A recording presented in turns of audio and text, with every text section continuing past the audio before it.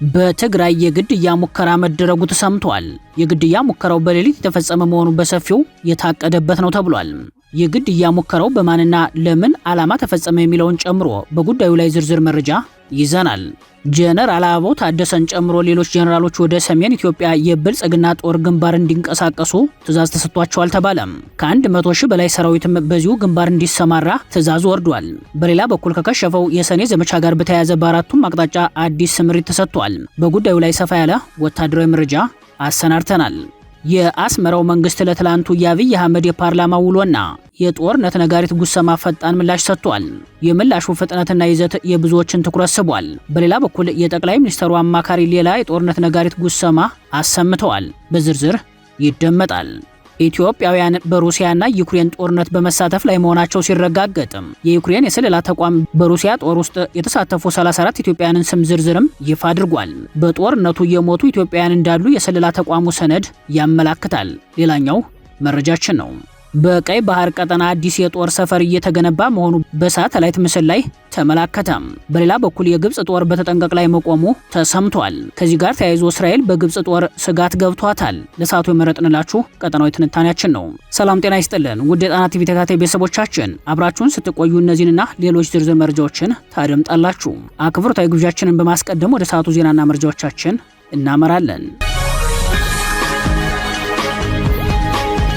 በትግራይ የግድያ ሙከራ መደረጉ ተሰማ።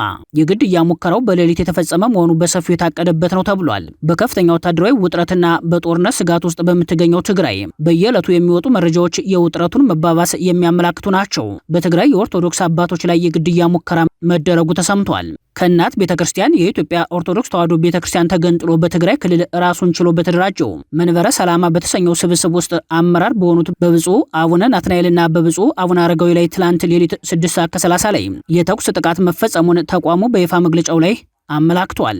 በግድያ ሙከራው በአባቶች ላይ የደረሰ አካላዊ ጉዳት ባይኖርም ድርጊቱ ከፍተኛ ውግዘትን ያስከተለ ሆኗል። መንበረ ሰላማ ባወጣው ይፋዊ መግለጫ ጥቃቱን የህወሓት ኃይሎች እንደፈጸሙት ይከሳል። መንስኤውም አባቶች በክልሉ እየተካሄደ ያለውን የግዳጅ ወታደራዊ አፈሳ በጽኑ በማውገዛቸው እንደሆነ በመግለጫው ላይ ተመላክቷል። ይህን የግድያ ሙከራና በጉዳዩ ላይ የወጣውን መግለጫ በተመለከተ ከህወሓትም ሆነ ከሚመለከታቸው ሌሎች አካላት ይህ ዜና እስከተጠናቀረበት ሰዓት ድረስ የተሰጠ ምላሽ የለም። የብልጽግና የሚዲያ ሰራዊት በበኩሉ ህወሓት ራሱን ከኢትዮጵያ ኦርቶዶክስ ተዋሕዶ ቤተክርስቲያን በመገንጠል በትግራይ መንበረ ሰላማ ኦርቶዶክስ ተዋሕዶ ቤተክርስቲያን የሚል አደረጃጀት ባቆሙ ሁለት አባቶች ማለትም በብፁዕ አቡነ ናትናኤልና ብፁዕ አቡነ አረጋዊ ላይ ያነጣጠረ የግድያ ሙከራ መደረጉን በመግለጽ ላይ ናቸው። የጣና መረጃ ምንጮች በበኩላቸው በመንበረ ሰላማ ውስጥ ባሉ አባቶች መካከል ቀደም ሲል ከፍተኛ የሀሳብ ልዩነት የተነሳ መሆኑን በማስታወስ ስብስቡ ከመንፈሳዊ ተልዕኮ ይልቅ ለፖለቲካዊ ዓላማ መጠቀሚያ መሆኑ በትግራይ የቀጠለው የፖለቲካ ቀውስ ነጸብራቅ መሆኑን በማንሳት የግድያ ሙከራው ፖለቲካዊ ሊሆን እንደሚችል አመላክተዋል።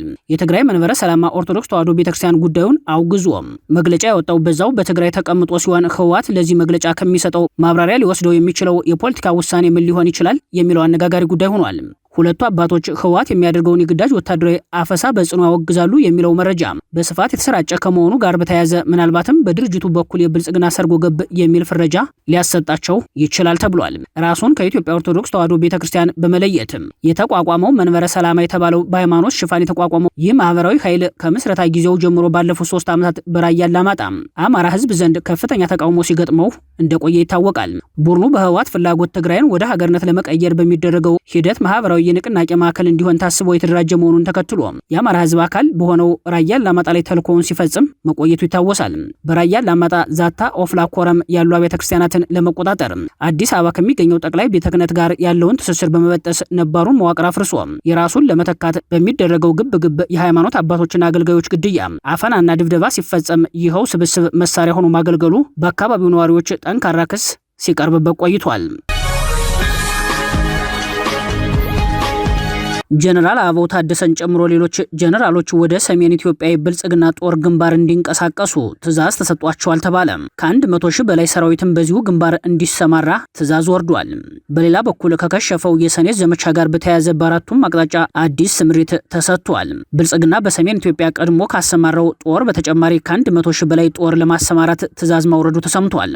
ለዘመቻው ሁሉም ክልሎች ልዩ ኃይል እንዲያዋጡ ትዕዛዝ የተሰጣቸው ሲሆን በተለይም በአማራና በኦሮሚያ አዲስ ኃይል ማሰባሰብ ስራ እንዲሰራ ልዩ ትዕዛዝ ወርዷል የተባለው። በወታደራዊ መረጃው ላይ እንደተመላከተው በኦሮሚያ ክልል በሁሉም ዞኖች 65000 ሚኒሻ በአስቸኳይ ዝግጁ እንዲሆን ትዕዛዝ ተሰጥቷል። በክልሉ የውጊያ ልምድ ያላቸው የሚኒሻ አባላት የመከላከያ መለዮ በመልበስ ከመከላከያ ሰራዊት ጋር ተቀናጅተው ወደ ሰሜን ኢትዮጵያ እንዲዘምቱ ተወስኗል። አዲሶቹ አባላት አስፈላጊውን ስልጠና ወስደው ወደ ሰሜን ግንባር እንዲያቀኑ ትዕዛዝ ከመውረዱ ትይዩ ከፊሎቹ በሌላኛው ግንባር ወደ ምዕራብ ኢትዮጵያ እንዲሰማሩ መታዘዙ በወታደራዊ መረጃው ላይ ተመላክቷል። በተመሳሳይ በአማራ ክልል ከፖሊስ ከልዩ ኃይልና ከአድማ ብተና የተውጣጣ የተባለ ከ30,000 በላይ ኃይል በሰሜን ኢትዮጵያ አዲስ ለተፈጠረው ጦርነት ለዘመቻ እንዲዘጋጅና ቀሪው ደግሞ በቀጠለው በክልሉ ጦርነት እንዲቀጥል መታዘዙን በተመለከተ ከዚህ ቀደም መዘገባችን ይታወሳል። ከዚህ ቀደም የፌዴራል ፖሊስና የአዲስ አበባ ፖሊስ እንዲሁም የአፋርና የአማራ ክልል የፖሊስ አባላትን ለሀገራዊ ግዳጅ ራሳችሁን አዘጋጁ የሚል መመሪያ ተሰጥቶ እንደነበር የሚያስታውሱት የመረጃው ምንጮች ለአሰብ ተዘጋጁ ከሚለው ቅስቀሳ ወደ መከላከል የክተት አዋጅ ማፈግፈጉን ገልጸዋል። ብልጽግና በሰሜን ኢትዮጵያ ከሚያደርገው የጦርነት ዝግጅት ጋር በተያያዘ ከመከላከያ ጋር ተቀናጅቶ የሚዘምት ኃይል እያሰባሰበ ያለው ከአማራና ከኦሮሚያ ብቻ ሳይሆን ከሌሎች የኢትዮጵያ ክልሎችም ጭምር ነው። እስካሁን ኮታ ከተሰጣቸው ኦሮሚያና አማራ ክልል የተውጣጡ ከ100,000 በላይ አዳዲስ ሚኒሻና ወታደራዊ ኃይል ወደ አዲሱ የሰሜን ኢትዮጵያ ግንባር እንዲንቀሳቀስ ታዟል። በወልቃይት፣ በዋግ ህምራ፣ በራያ፣ በአፋር ግንባርና በአጠቃላይ በ6 ግንባሮች በርካታ የብልጽግና ሰራዊት ክፍለ ጦሮች ቀደም ብለው ገብተው የነበረ ሲሆን አሁን ከነዚህ በተጨማሪ አዲስ ኃይል ወደ አካባቢው በመንቀሳቀስ ላይ መሆኑ ታውቋል። በስምሪቱ ውስጥ ውጊያ በሚቀሰቀስበት ሰዓት ኮማንዶና ልዩ ዘመቻዎች ተብሎ የሚጠራው ኃይል ከትግራይ የሰላም ኃይል ጋር በመሆን ወደ ትግራይ ይገባል የሚል ወታደራዊ እቅድ መዘጋጀቱ ተመላክቷል። በሌላ በኩል በኮረም፣ በዛታ፣ በወፍላ፣ ባላማጣ በርካታ ቁጥር ያለው ሚኒሻ ስልጠና እንዲወስድ ታዟል። ይህን ተከትሎ ጄኔራል አበባው ታደሰን ጨምሮ ሌሎች ከፍተኛ ወታደራዊ አዛዦች ወደ ግንባር እንዲንቀሳቀሱና በየግንባሩ ተገኝተው ሰራዊቱንና የግንባር አዛዦችን እንዲያነጋግሩ ትዕዛዝ ተሰጥቷቸዋል። እነ ጄኔራል አበባው ታደሰ የግንባር አዛዦችን ካነጋገሩ በኋላም ትዕዛዝ እንዲሰጡ መመሪያ የተሰጣቸው ከ4 ኪሎ በወረደ ትዕዛዝ መሰረት ነው ተብሏል። ይህ በእንዲህ እንዳለ በአማራ ክልል በፋኖ ኃይሎች መልሶ ማጥቃት ከከሸፈው የብልጽግና የሰኔው ዘመቻ ጋር በተያያዘ በአራት አቅጣጫ አዲስ ሳምንታዊ ስምሪት መሰጠቱ ተሰምቷል። አዲስ ስምሪት ከሰጠባቸው የአማራ ግዛቶች መካከል በማዕከላዊ ጎንደር ደንቢያ በለሳ፣ በደቡብ ጎንደር በብናት፣ ሊቦ ከምከም፣ ጉና በጌምድር ጋይንት ቀጠናዎች ቀዳሚ ሳምንታዊ ስምሪት የተሰጠባቸው ናቸው። በተመሳሳይ በወገራ አውራጃ ሰሜን ጎንደር ከዳባት እስከ ደባርቅ እስከ አጅሬ ጃኖራ ስምሪት ተሰጥቷል። በዚህ ቀጠና የሚካሄደው ውጊያ 4ኛ ቀኑን ያስቆጠረ ሲሆን በአመዛኙ ከቀን ይልቅ በሌሊት ውጊያዎች እንደሚካሄዱ ነው የታወቀው። ይህም የዘመቻው እቅድ አካል ነው ተብሏል። በወሎ ቤተ አማራ ተራሮችን ማዕከል ያደረገ ስምሪት ሲሰጥ አቡነ ዮሴፍ ተራራ፣ አምባሰል ተራሮች፣ ላስታ ግዳን ግንባርና ቆቦ ግንባር በከባድ መሳሪያዎች የታጀበ ስምሪት ተሰጥቷል። በሸዋ የመንዝ ቀጠና አዲስ ስምሪት ሲሰጥ በጎጃም የጮቄ ተራሮችን ማዕከል አድርጎ ከሞጣ እስከ ደንበጫ እንዲሁም ምስራቅ ጎጃምን ያካተተ እስከ ደብረ ኤልያስ ድረስ አዲስ ወታደራዊ ስምሪት ተሰጥቷል። እነዚህ ዘመቻዎች የሰኔው ዘመቻ የመጨረሻ የተባሉ ናቸው። ዘመቻው በፋኖ ኃይሎች ጠንካራ የመከላከልና የመልሶ ማጥቃት አቅም የከሸፈ ቢሆንም የዘመቻ ማስተካከያ ተደርጎ አዲስ ስምሪት መሰጠቱ ነው የታወቀው። በአሁን ሰዓት ፋኖ የተቆጣጠራቸው ቀጠናዎች መጋቢ መንገዶችን የያዙ ሆኖ መልክዓ ምድራዊ ሁኔታው ለማጥቃት የማያመች ለከባድ መሳሪያ ሽፋን መስጠት አዳጋች የሚሆንበት ሁኔታ እንዳለ የሚናገሩት የጉዳዩ ተንታኞች በዚህ የተነሳ ከባድ መሳሪያ ለሰራዊት ሞራልና ደህንነት እንዲሰማቸው በሚል በዘፈቀደ መተኮስ የሎጂስቲክ ኪሳራ እያደረሰ መሆኑን የብልጽግና ጄኔራሎች ከብዙ ኪሳራ በኋላ ተረድተዋል ሲሉ የሰኔውን ዘመቻ ወታደራዊ ኪሳራ አስረድተዋል። ይልቁንም በቀጣዮቹ ጊዜያት በጸረ ሽምቅና ኮማንዶ ኃይሎች የሚመራ ልዩ ዘመቻ ከማድረግ በተጨማሪ የአየር ኃይል አቅሞችን በሰፊው ለመጠቀም የውጊያ እቅድ ክለሳ እንደተደረገ በወታደራዊ መረጃው ላይ ተመላክቷል። የወታደራዊ ጉዳይ ተንታኞች እንደሚሉት የብልጽግና ሰራዊት ድክመት የፋኖን አቅም የሚገመግምበት መንገድ የተሳሳተ መሆኑ ነው። በተለይም አንደኛ ምንነታቸው ያልታወቁ የፋኖ አዳዲስ መሳሪያዎችን በዘመቻ ግምገማው ላይ አላካተተም። ሁለተኛ መጠነ ሰፊ የመረጃ ብክነት አጋጥሞታል። ይህም ማለት የፋኖ ኃይሎች በውስጥ አርበኞች በኩል ስላገዛዙ የትኞቹም ዘመቻዎች በበቂ ሁኔታ መረጃው ቀድሞ የሚደርሳቸው መሆኑ ይጠቀሳል። ሶስተኛ የፋኖ ሰው ማስከዳት የትግል ስልት የሰራዊቱን ቁመና እያመናመነው ቀጥሏል የሚሉት ተንታኞች ይህ ስልት ይበልጥ ስኬታማ መሆኑን ያነሳሉ። በተለይም የሰራዊቱ ኩብለላ እንደቀጠለ ነው የሚሉት ተንታኞቹ የሰራዊቱ መኮብለል አሁኑ ብቻ ሳይሆን አገዛዙ ለሚያቀዳቸው ለቀጣይ ዘመቻዎችም እንቅፋት ሆኖ ይቀጥላል ብለዋል። አራተኛ ለዘመቻው መክሸፍ ምክንያቱ ደግሞ የጸረ ሽምቅ ስልጠና የወሰደው የሰራዊት ክፍል የሚጠበቀውን ውጤት ማስመዝገብ አለመቻሉ መሆኑን ያነሳሉ። በተለይም የምልመላ የስልጠናና የኃይል ስምሪትና የመረጃ ቅንጅት ችግሮች እንዳሉ ቢታወቅም በፍጥነት አልተገመገሙም። ማስተካከያዎች መዘግየታቸው የብልጽግናውን የዘመቻ እቅድ እንዳከሸፈበት ታውቋል። የእነዚህ የዚህ ድምር ውጤት በፋኖ ኃይሎች የውጊያ አቅም ሲጠቀለል የብልጽግና ተከታታይ ዘመቻዎች ለመክሸፋቸው ተጠቃሽ ምክንያቶች ሆነው ይቀርባሉ የሚሉት የወታደራዊ ጉዳይ ተንታኞች የፋኖ ኃይሎችን በጦርነት ማሸነፍ እንደማይቻል ያስረዳሉ። ይህ እውነታ ዘግይቶ የገባቸው የብልጽግናው አለቃ በትናንቱ የፓርላማ ውሏቸው የፋኖ ኃይሎችን ያሳነሱ መስሏቸው ከናይጄሪያው ቦኮ ሃራም ጋር በማመሳሰል የሃይማኖትና የብሔር መሰረት ያላቸውን ታጣቂ ኃይሎች በአጭር ጊዜ ውስጥ ማጥፋት አይቻልም ሲሉ ያገዛዛቸውን ድክመት ለመሸፈን መሞከራቸው ይታወሳል። የአስመራው መንግስት ለትላንቱ የአብይ አህመድ የፓርላማ ውሎና የጦርነት ነጋሪት ጉሰማ ፈጣን ምላሽ ሰጠ። በሌላ በኩል የጠቅላይ ሚኒስትሩ አማካሪ ሌላ የጦርነት ነጋሪት ጉሰማ አሰምተዋል። የብልጽግናው አለቃ አብይ አህመድ በትላንትናው ዕለት በፓርላማ ቀርበው ላሰሙት ድንበር ተሻጋሪ የጦርነት ነጋሪት ጉሰማ የአስመራው መንግስት በማስታወቂያ ሚኒስትሩ በኩል ፈጣን ምላሽ ሰጥቷል። የምላሹ ፍጥነትና ይዘት የብዙዎችን ትኩረት ስቧል። አብይ ኤርትራ፣ ህወሓትና ሱዳን ተባብረው አይጥሉኝም ሲሉ ላሰሙት ፉከራ 24 ሰዓታት ሳይሞላ የአስመራው መንግስት በማስታወቂያ ሚኒስትሩ ጠንካራ ምላሽ ሰጥቷል። ያሁኑን የአስመራን ምላሽ ከወትሮው ለየት የሚያደርገው የብልጽግናው አጋዝ በአፍሪካ ቀንድ ግጭት ጠማቂ መሆኑንና በሱዳን የውክልና ጦርነት በቀጥታ እየተሳተፈ መሆኑን በመግለጽ መክሰሱ ነው። የኤርትራ ማስታወቂያ ሚኒስተር ቃል በቃል ለሱዳን ግጭት መባባስ ተጠያቂው ብልጽግና ነው የሚል ጠንካራ ክስ ይዞ መጥቷል። ማስታወቂያ ሚኒስተሩ በመልስ ምት መግለጫው ላይ ብልጽግና ለሱዳን ፈጥኖ ደራሽ ኃይሎች በኢትዮጵያ ግዛት በቤንሻንጉል ጉሙዝ ክልል ውስጥ ሚስጥራዊ የጦር ሰፈርና ማሰልጠኛ በመስጠት በቀጥታ በጦርነቱ ውስጥ ተሳትፎ እያደረገ መሆኑን የሚያጋልጥ ግልጽ ማስረጃዎች አሉን ሲልም ክሱን አጠናክሯል። አብይ በትላንቱ ንግግራቸው የኢትዮጵያ ሉዓላዊነት አደጋ ላይ የሚጥል ማንኛውንም አይነት ትንኮሳ ለመመከት አገዛዛቸው ዝግጁ መሆኑን መግለጻቸውን ተመልክቻለሁ ያለው የኤርትራው ማስታወቂያ ሚኒስተር አብይና መንግስታቸው የዓለም አቀፍ ሕግጋትንና የቀጠናውን አገራት ሉዓላዊነት በመጣስ የባህር በር ባለቤትነት በሚል የግዛት ማስፋፋት ፍላጎት ጦርነት እየቀሰቀሰ ሲል ክሱን ይቀጥላል። ብልጽግና በአንድ በኩል ጥቃት አድራሽ በሌላ በኩል ተጠቂ ሆኖ የመቅረብ ድራማ እየሰራ ነውም ብሏል። ትናንትና ሻዕቢያና ወያኔ ከሱዳን ጋር ተባብረው ደርግን ጥለዋል። አሁንም እንደዛ ተባብረን እንጥላለን የሚል ምኞት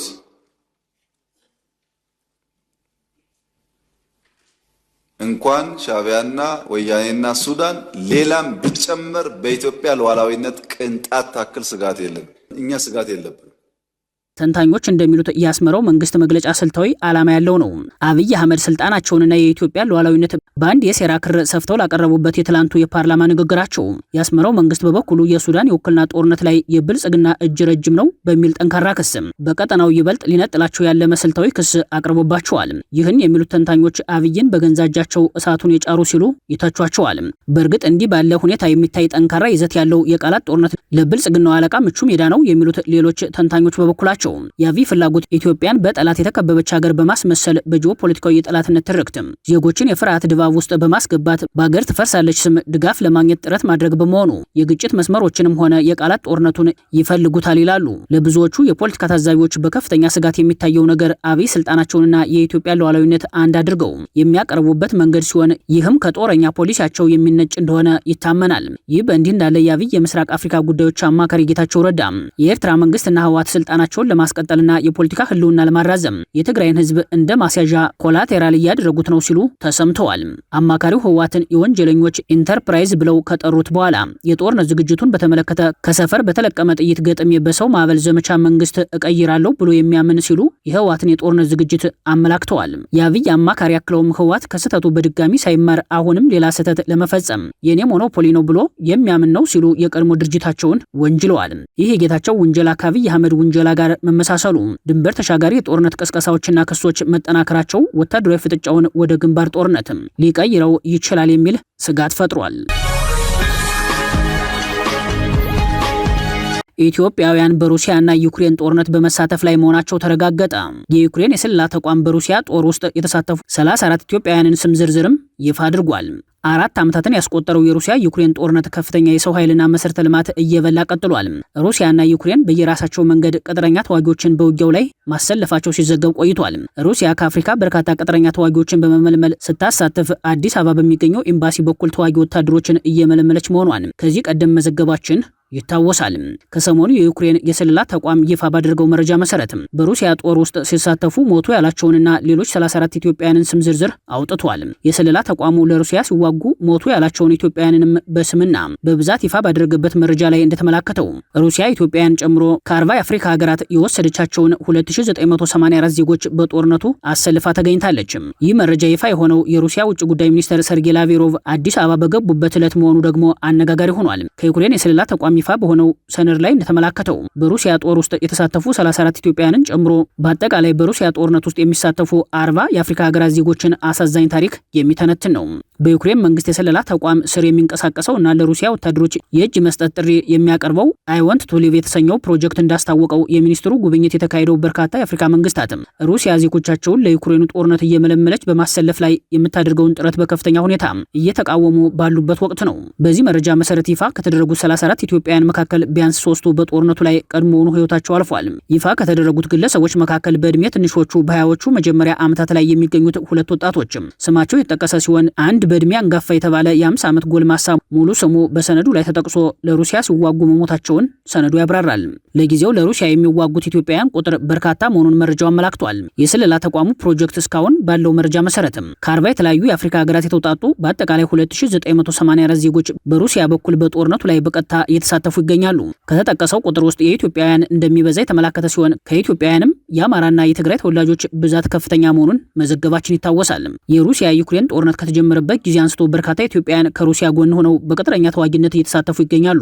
ለሩሲያ በተዋጊነት የሚመለመሉ ኢትዮጵያውያን አብዛኞቹ ከአማራ እና ከትግራይ ክልሎች ሲሆን ባለፉት 4 ዓመታት ከ1800 በላይ ኢትዮጵያውያን ከሩሲያ ጎን ሆነው በጦርነቱ ተሳትፈዋል። ኢትዮጵያውያኑ ወደ ሩሲያ ለመጓዝ በቅድሚያ 800,000 የሩሲያ ሩብል ወይም 10,000 የአሜሪካ ዶላር ገደማ ሲከፈላቸው በየወሩ ደግሞ $1,500 እስከ $2,000 ከሩሲያ መንግስት ይከፈላቸዋል ተብሏል። በቀይ ባህር ቀጠና አዲስ የጦር ሰፈር እየተገነባ መሆኑ በሳተላይት ምስል ላይ ተመላከተ። በሌላ በኩል የግብጽ ጦር በተጠንቀቅ ላይ መቆሙ ተሰምቷል። ከዚህ ጋር ተያይዞ እስራኤል በግብጽ ጦር ስጋት ገብቷታል። የፈረንሳዩ ሊሞንድ ጋዜጣ የሳተላይት ምስሎችን በማያያዝ ይፋ ባደረገው ዘገባ መሰረትም በቀይ ባህር አዲስ ሚስጥራዊ ወታደራዊ የጦር ሰፈር እየተገነባ ነው። በሶማሊላንድ የበርበራ አውሮፕላን ማረፊያ ላይ የማስፋፊያ እና የመሰረተ ልማት ግንባታዎች ቀጣይነት ባለው መልኩ እየተከናወኑ መሆኑን ዘገባው አመላክቷል። የጋዜጣው ዘገባ እንደሚያመላክተው ይህ በቀይ ባህር ደቡባዊ መግቢያ አቅራቢያ የሚገኝ ስልታዊ ግንባታ አዲስ ወታደራዊ ተቋም መገንባት እቅድን ሊያሳይ እንደሚችል ተገምቷል። በርበራ በኤደን ባህረ ሰላጤና በባቤል መንደብ መስመር ላይ ያሉት ቁልፍ መገናኛ የዓለምን የንግድና የኃይል አቅርቦት ፍሰትም ለመጠበቅ በሚንቀሳቀሱ የተለያዩ ቀጠናዊና ዓለም አቀፋዊ ኃይሎች ዘንድ የትኩረት ማዕበል እንድትሆን አድርጓታል። እንደ ሊሞንድ ዘገባ ፕሮጀክቱ በተባበሩት አረብ ኤሚሬትስ ድጋፍ የሚደረግለትና የአሜሪካን እንዲሁም የእስራኤልን ስልታዊ ፍላጎቶች ለማገልገል የታለመ ነው የሚሉ የይገባኛል ጥያቄዎችን አካቷል። የተባበሩት አረብ ኤሚሬትስ በዲፒ ወርልድ በኩል በበርበራ ወደብ ላይ ለዓመታት የኢንቨስትመንት ተሳትፎ የነበራት ሲሆን ቀደም ሲል በየመን ለነበሩት ወታደራዊ ተግባራት አካባቢውን ለቅንጅታዊ ስራዎች ስትጠቀምበት እንደነበር ይታወቃል። በሌላ በኩል በአፍሪካ ቀንድ አካባቢ እየታየ ያለው ይህ ውድድር በዓለም አቀፍ የባህር ትራንስፖርት መስመሮች ደህንነት ጥበቃና በየጊዜው በሚለዋወጠው የቀጠናው የፖለቲካ አየር ሁኔታ ውስጥ ተጽዕኖ የመፍጠር ጥረት አካል ተደርጎም በባለሙያዎች ይነሳል። ይህ በእንዲህ እንዳለ የግብጽ ጦር በተጠንቀቅ መቆሙ ተሰምቷል። ጦሩ እስራኤል በጥርጣሬና ስጋት እንድታየው ሆኗል ነው የተባለው። ግብጽ ከሰሞኑ ያስመረቀችው ግዙፍ የጦር መምሪያ በእስራኤል ውስጥ ስጋት መፍጠሩን ኢየሩሳሌም ፖስት ዘግቧል። ባሳለፍነው ቅዳሜ አልሲሲ የአሜሪካውን ፔንታጎን በ750 እጥፍ የሚበልጥ የጦር ማዘዣ ማዕከል አስመርቀዋል። ስትራቴጂካዊና በመካከለኛው ምስራቅ ወደር ያልተገኘለት የዚህ የጦር ማዘዣ ምረቃ ታዲያ በእስራኤል ደህንነትና ወታደራዊ አይን በጥሩ አልታየም። ይባስ ብሎ አልሲሲ የግብጽ ጦር ብሔራዊ የሆነ የጦርና የአደጋ ጊዜ ልምምድ እንዲያደርግ አዘዋል። ጦሩ በመላው አገሪቱ ቁመናውን በተጠንቀቅ ላይ ያደረገ ሲሆን ተግባራዊ የጦር ልምምድም እያከናወነ ይገኛል። ይህ ልምምድ በትንሹ በዓመት 2 ጊዜ እንዲካሄድ ፕሬዝዳንቱ አዘዋል። እስራኤል እንደ አውሮፓውያን አቆጣጠር በ1979 የተፈረመውን የሰላም ስምምነት ግብጽ በወታደራዊ ጡንቻ ግንባታዋ እየጣሰች ስለመሆኑ ተከሳለች። 8 ጎኖች ያሉት የግብጽ ኦክታጎን ወታደራዊ ማዘዣ የዚህ ጥሰት አካል መሆኑን ቴል አቪቭ ቅሬታ አንስታለች። ግብጽ በሲና በረሃ የምታደርገው የወታደራዊ እንቅስቃሴም ለእስራኤላውያን የአደጋ ምልክት ከሆነ ሰነባብቷል። ወደ እስራኤል ድንበር ተጠግቶ የሰፈረው የግብጽ ወታደራዊ ኃይል ክምችትም ወደ 30,000 እንደሚቆጠር ይነገራል። እስራኤልና ግብጽ አሁንም ድረስ በጸረ ሽብር ዘመቻና በመረጃ ትብብር የሚያደርጉ ሲሆን ግብጽ በሲና በረሃ ጂሃዲስቶችን ለመዋጋት ጦር ማስፈሯ ከእስራኤል በኩል ስምምነት የተደረገበት ነበር። ይሁንና ያንን ተከትሎ የግብጽ ጦር በረሃውን ቋሚ ይዞታው ማድረጉ ለእስራኤል የስጋት ምልክት ሆኗል። ክቡራትና ክቡራን ቤተሰቦቻችን ለሰዓቱ የተሰናዱት መረጃዎቻችን የተከታተላችኋቸውን ይመስሉ ነበር። አብራችሁን ስለቆያችሁ ልባዊ ምስጋናችን ይድረሳችሁ እያልን የጣና ቲቪ ወቅታዊ ዜናዎች፣ ትንታኔዎችና ልዩ ልዩ ፕሮግራሞች እንዲደርሷችሁ ቻናላችን ሰብስክራይብ በማድረግ ቤተሰቡ ይሁኑ። በተሳትፎ የትግል ሚዲያውን እንዲያጠናክሩ ጥሪያችንን እናቀርባለን። ጣና ቲቪ ከሀቅ ጋር